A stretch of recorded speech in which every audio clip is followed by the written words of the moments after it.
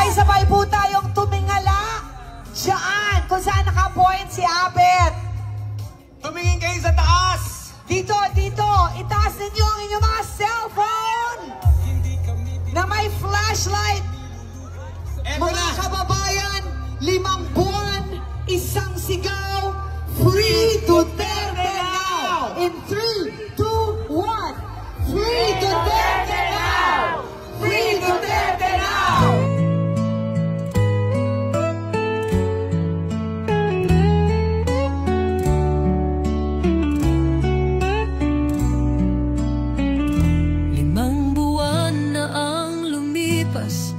Bayan ay nananapik, hinahanap ang haligi sa puso ng sambayanan.